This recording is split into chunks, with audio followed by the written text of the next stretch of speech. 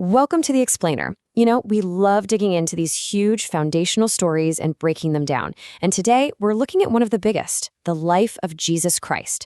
We're going to trace the whole narrative, just as it's laid out in the source material. So, how does a story like this even begin? Well, it's not with some huge, flashy entrance onto the world stage. Nope. It's all about these really quiet beginnings, which then lead to some incredibly profound teachings, and ultimately, a conclusion that, well, changes everything. All right, so let's start with chapter 1, A Quiet Beginning. We're talking about those formative years in Nazareth. And this part of the story is so important because it all starts in this really quiet, unassuming town. It's where the foundation for absolutely everything to come was carefully laid. So for 30 years, his life was, well, pretty normal on the outside. Quiet, unassuming. The sources paint this picture of someone who's just deeply connected to the natural world around him. You can almost imagine it, right? A time spent just building up physical, mental, and spiritual strength, way away from all the noise and chaos of the big cities. But even back then, as just a kid visiting the temple, you get this little hint of something much bigger going on. He asks this one question to his mother, and boom, it basically sets the keynote for his entire life. It's this first little signal that his real focus, his true business, was the mission he came to accomplish. Okay, section 2, the public ministry.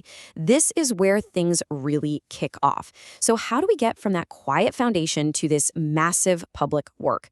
Well, it all starts with his baptism. The Holy Spirit comes upon him, and that's it. That's the starting gun for a ministry that's going to last for just 3 super intense years. And his method was just so personal.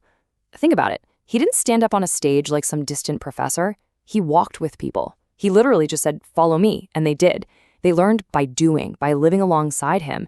And what's really fascinating is that he actually spent more time healing and talking to people one-on-one than he did giving big sermons to huge crowds. I mean, look at these points. They really paint a picture, don't they? This was a ministry built on just being with people, being accessible. He'd use really simple, everyday things, birds, flowers, seeds, to explain these huge spiritual truths. But then on the flip side, he'd often spend entire nights alone, just in prayer, recharging and connecting with his Father before heading right back out at sunrise. All right, on to part 3, teachings and parables. And let me tell you, his teachings were a complete game changer. I mean, they were nothing short of revolutionary for the time. This wasn't just about offering a few new ideas. This was a direct challenge to the entire religious establishment. He was presenting a totally new way of thinking about God and what it means to be a good person. And this comparison here just nails it. You see, he used this parable about new wine and old wineskins. The idea is simple, right? You can't put new, expanding wine into old, brittle leather. It'll just burst. And he was saying his teachings, this living, breathing truth, was like that new wine.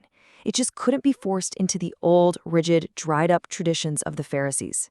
A heart that's all about ceremonies on the outside just doesn't have room for the new life he was offering. So what's the big takeaway here?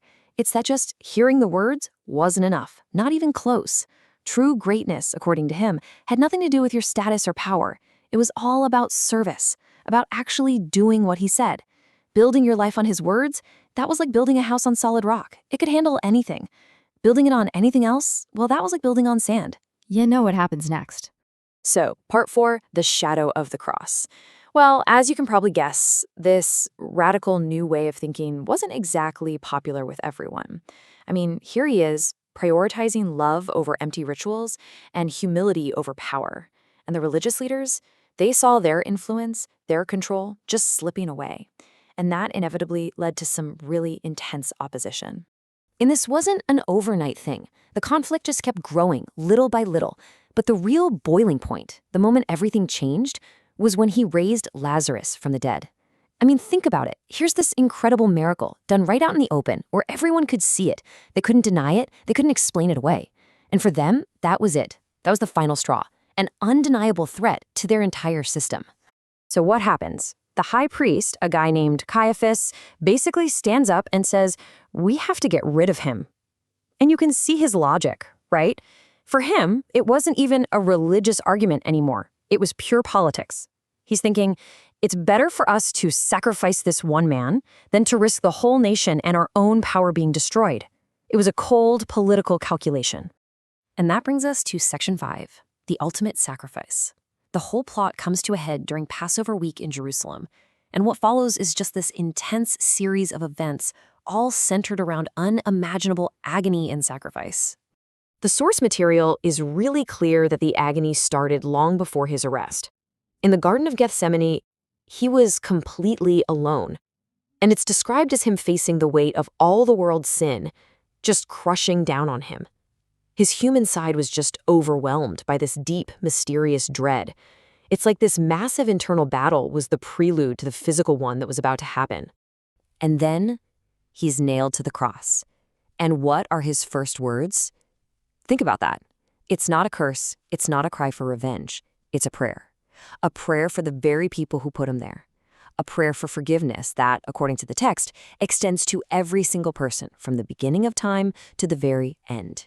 And as he's hanging there, the strange, supernatural darkness just covers everything.